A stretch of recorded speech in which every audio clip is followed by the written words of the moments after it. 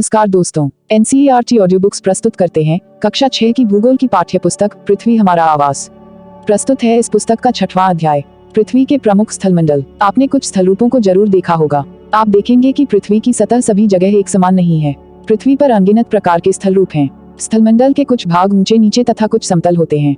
ये स्थलरूप दो प्रक्रियाओं के परिणामस्वरूप बनते हैं। आपको यह जानकर आश्चर्य होगा कि मैदान जिस पर आप खड़े हैं उसमें धीरे धीरे गति हो रही है। पृथ्वी के अंदर लगातार गति हो रही है। आंतरिक प्रक्रिया के कारण बहुत से स्थानों पर पृथ्वी की सतह कहीं ऊपर उठ जाती है तो कहीं धंस जाती है। बाह्य प्रक्रिया स्थल के लगातार बनने एवं टूटने की प्रक्रिया है। पृथ्वी की सतह के टूटकर घिस जाने को अपर्दन कहते हैं। अपर्दन की क्रिया के द्वारा सतह नीची हो जाती है तथा निक्षेपण की प्रक्रिया के द्वारा इनका फिर से निर्माण होता है। ये दो प्रक्रियाएं बहते हुए जल, वायु तथा बर्फ के द्वारा होती हैं। हम विभिन्न स्थल रूपों को उनकी ऊंचाई एवं ढाल के आधार पर पर्वतों, पठारों एवं मैदानों में वर्गीकृत कर सकते हैं। पर्वत पृथ्वी की सतह की प्राकृतिक ऊंचाई है। पर्वत का शिखर छोटा तथा आधार चौड़ा होता है। यह आसपास के क्षेत्र से बहुत ऊंचा होता है। कुछ पहाड़ बादलों से भी ऊंचे होते हैं। जैसे जैसे आप ऊंचाई पर जाएंगे जलवायु ठंडी होती जाती है। कुछ पर्वतों पर हमेशा जमी रहने वाली बर्फ की नदियां होती हैं। उन्हें हिमानी कहा जाता है। यहाँ कुछ ऐसे भी पर्वत हैं जो समुद्र के भीतर हैं तथा जिन्हें आप नहीं देख सकते। कठोर जलवायु होने के कारण पर्वतीय क्षेत्रों में बहुत कम लोग निवास करते हैं। वहाँ का धरातल खड़ी ढाल वाला होता है तथा कृषि योग्य भूमि की कमी होती है। पर्वत एक रेखा के क्रम में भी व्यवस्थित हो सकते हैं जिसे श्रृंखला कहा जाता है।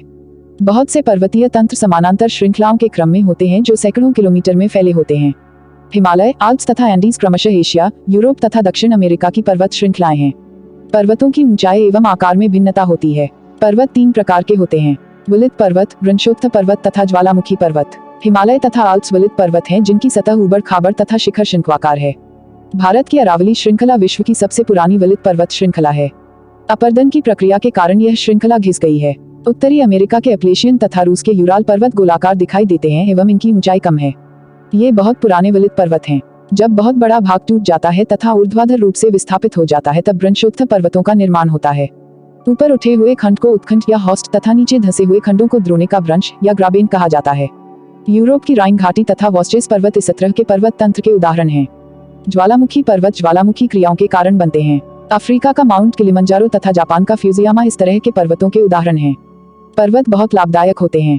पर्वत जल के संग्रहागार होते हैं। बहुत सी नदियों का स्रोत पर्वतों में स्थित हिमानियों में होता है। जलाशयों के जल को लोगों तक पहुंचाया जाता है। पर्वतों के जल का उपयोग सिंचाई तथा पनबिजली के उत्पादन में भी किया जाता है। नदी, घाटियां तथा वेदिकाएं कृषि के लिए उपयुक्त होती हैं। पर्वतों में अलग अलग प्रकार की वनस्पतियां तथा जीव जंतु पाए जाते हैं। वनों से हमें ईंधन, चारा, आश्रय तथा दूसरे उत्पाद जैसे गोंद, रेजिन इत्यादि प्राप्त होते हैं। सैलानियों के लिए पर्वतीय भाग उपयुक्त स्थान है। वे पर्वतों की यात्रा उनकी प्राकृतिक सुंदरता को देखने के लिए करते हैं। विभिन्न प्रकार के खेल जैसे हैंग ग्लाइडिंग, रिवर राफ्टिंग तथा स्कीइंग पर्वतों के प्रचलित खेल हैं। पठार उठी हुई एवं सपाट भूमि होती है। यह आसपास के क्षेत्रों से अधिक उठा हुआ होता है तथा इसका ऊपरी भाग मेज के समान सपाट होता है। किसी पठार के एक या एक से अधिक किनारे होते हैं जिनके ढाल खड़े होते हैं। पठारों की ऊंचाई प्रायः कुछ 100 मीटर से लेकर कई हजार मीटर तक हो सकती है। पर्वतों की तरह पठार भी नए या पुराने हो सकते हैं। भारत में दक्कन पठार पुराने पठारों में से एक है। केन्या, तंजानिया तथा युगांडा का पूर्वी अफ्रीकी पठार एवं ऑस्ट्रेलिया का पश्चिमी पठार इस प्रकार के उदाहरण हैं। तिब्बत का पठार विश्व का सबसे ऊंचा पठार है जिसकी ऊंचाई माध्य समुद्र तल से 4000 से 6000 मीटर तक है। पठार बहुत उपयोगी होते हैं क्योंकि उनमें खनिजों की प्रचुरता होती है। यही कारण है कि विश्व के बहुत से खनन क्षेत्र पठारी भागों में स्थित हैं। अफ्रीका का पठार सोना एवं हीरों के खनन के लिए प्रसिद्ध है। भारत में छोटानागपुर के पठार में लोहा, कोयला तथा मैंगनीज के बहुत बड़े भंडार पाए जाते हैं। पठारी क्षेत्रों में बहुत से जलप्रपात हो सकते हैं क्योंकि यहाँ नदियाँ ऊंचाई से गिरती हैं। भारत में छोटानागपुर पठार पर स्वर्णरेखा नदी पर स्थित हुंडरू जलप्रपात तथा कर्नाटक में जोग जलप्रपात इस प्रकार के जलप्रपातों के उदाहरण हैं। लावा पठार में काली मिट्टी की प्रचुरता होती है जो उपजाऊ है एवं खेती के लिए काफी अच्छी होती है। कई पठारों में रमणीय स्थल होते हैं जो पर्यटकों को आकर्षित करते हैं। मैदान समतल भूमि के बहुत बड़े भाग होते हैं। वे सामान्यतः माध्य समुद्री तल से 200 मीटर से अधिक ऊंचे नहीं होते हैं। कुछ मैदान काफी समतल होते हैं, कुछ उर्मिल तथा तरंगित हो सकते हैं। अधिकांश मैदान नदियों तथा उनकी सहायक नदियों के द्वारा बने हैं। नदियां पर्वतों के ढालों पर नीचे की ओर बहती हैं तथा उन्हें अपर्दित कर देती हैं। वे अपर्दित पदार्थों को अपने साथ आगे की ओर ले जाती हैं। अपने साथ ढोए जाने वाले पदार्थों जैसे पत्थर, बालू तथा सिल्ट को वे घाटियों में निक्षेपित कर देती हैं। इन्हीं निक्षेपों से मैदानों का निर्माण होता है। सामान्यतः मैदान बहुत अधिक उपजाऊ होते हैं। यहाँ परिवहन के साधनों का निर्माण करना आसान होता है।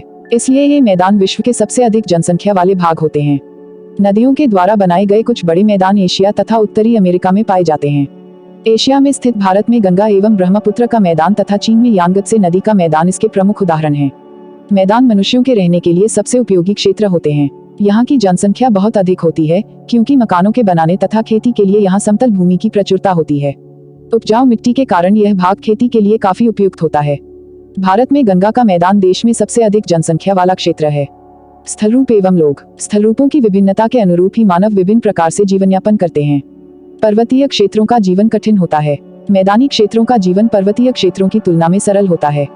मैदानों में फसलें उगाना, घर बनाना या सड़कें बनाना पर्वतीय क्षेत्रों की तुलना में अधिक आसान होता है। विभिन्न प्रकार के स्थलरूपों पर रहने वाले लोगों के रहन सहन के तरीकों में कुछ अंतर होता है। क्या आप उनमें से कुछ अंतरों को बता सकते हैं?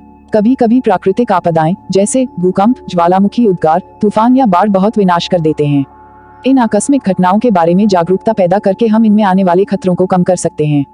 हम कितने तरीकों से जल एवं स्थल को उपयोग में ला सकते हैं, इसका पता हम अपने आसपास के क्षेत्र से लगा सकते हैं।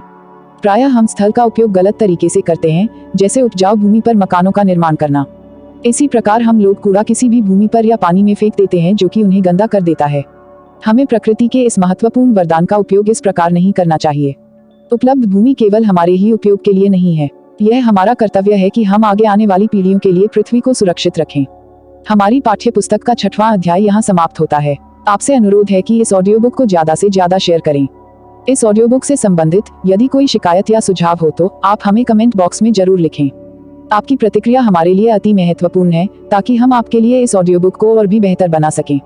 अब हम आपसे मिलेंगे इसी पाठ्य पुस्तक के अगले अध्याय में। तब तक के लिए खुश रहिए, मस्त रहिए और खूब मन लगाकर पढ़ाई कीजिए। जय हिंद, जय भारत।